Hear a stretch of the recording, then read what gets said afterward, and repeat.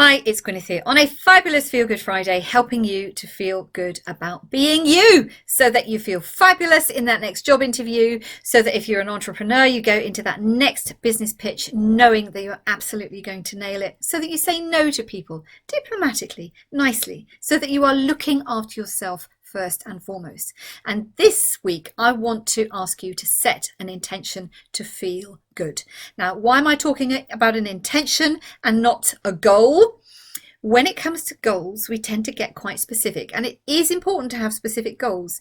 The issue is that if we don't see fast progress, we can easily get demotivated. And if you don't have a coach keeping you accountable, it can be almost impossible to get to where you want. I'm not just saying that. You ask my clients.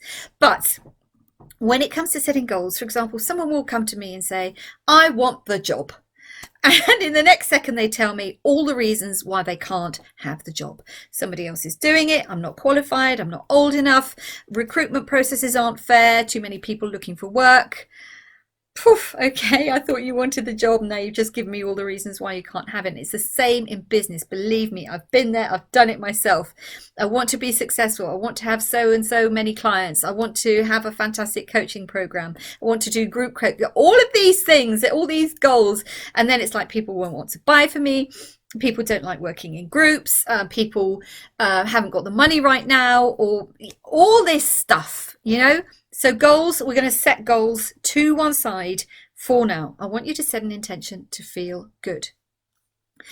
The intention should be something along the lines of, I feel happy, contented, fabulous, calm, completely managing my life brilliantly, whatever it is, but I want it to be an emotion as opposed to an actual activity.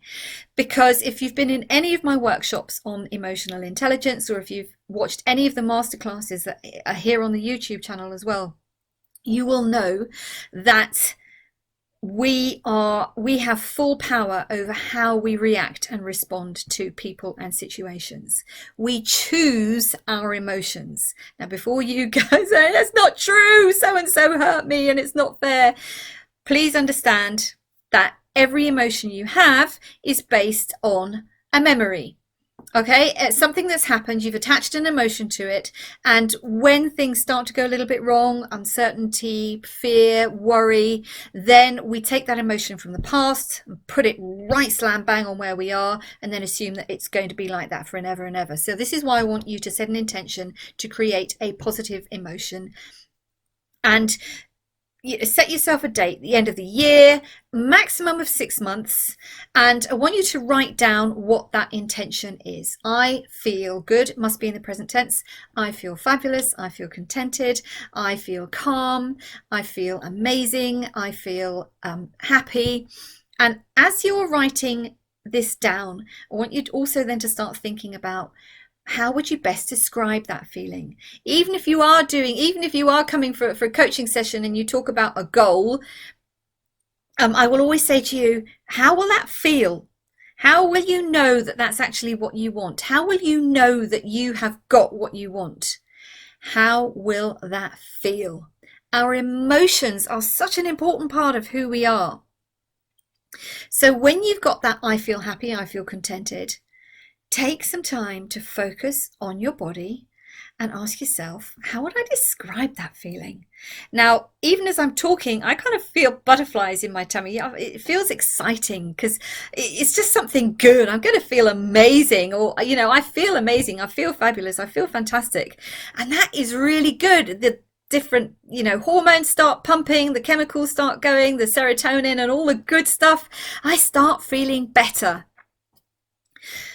When you know what that feeling is like, write that down as well. So you've got your intention to feel, I feel fabulous, and then you write down how that actually feels. So I've got butterflies in my tummy every day. I'm smiling every day. People are telling me I look amazing. People are telling me I look younger. Whatever it is that you attach to that particular emotion, please do write it all down. And you should be reading out those sentences to yourself. Read them out loud. 5 times a day, 50 times a day, however many times a day you want to. Because just by reading out loud, you'll start to already feel, ooh, okay, yeah, we can do this. But this is something I learned from John Assaraf, and I was reminded, I've just started reading his book again, Innercise. If you're interested in neuroscience, if you're interested in this amazing thing called your brain, highly recommendable. I'll put a link or I'll put the details in the comments afterwards. But he suggests that whenever you are writing out your intentions and goals, that as you are reading them out loud, if you can actually trace your finger across the words, you're adding in an additional sense, if you like. So when you're speaking out loud, you're listening, you're reading the words, but actually running your finger across the words, you're also bringing in that sense of touch.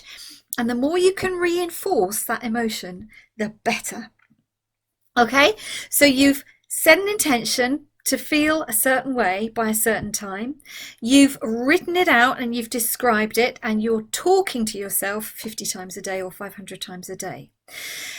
Now, the next step in this process, if you feel that you can do it, is that when you do start to notice that the tension is starting, the shoulders are maybe getting a little bit, or you're grating your teeth. You know, I broke a tooth this week, dearie me, grating teeth, not good. But when you find these things, when you take a decision from a place of negativity, it is frequently a knee-jerk reaction, and frequently you will then regret afterwards taking that decision, because it's just like, it's a reaction, it's a response. It's like, just want this to stop now, and so you do whatever it takes. And that is frequently, like I said, that you're frequently not doing yourself any favors. So this does take some time to train yourself, because when it comes to creating new neural pathways in our brains, it takes approximately 30 days for us to, actually start believing ourselves. And it can take anything up to a year until this new behavior, this new emotion actually becomes subconscious, if you like. We don't even notice we're doing it anymore because it's just part of who we are.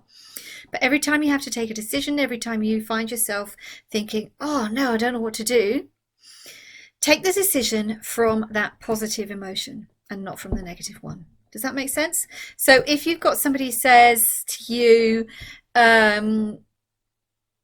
I think what you're doing is a load of rubbish, or do this again, or I don't want to see you, or leave me alone, instead of reacting like, how dare you speak to me like that, or choosing to feel hurt, ask yourself, how would that person feeling like that, how would they respond? Would they be compassionate?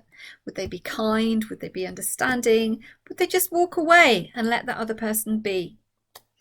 Okay, I know that's a lot to ask.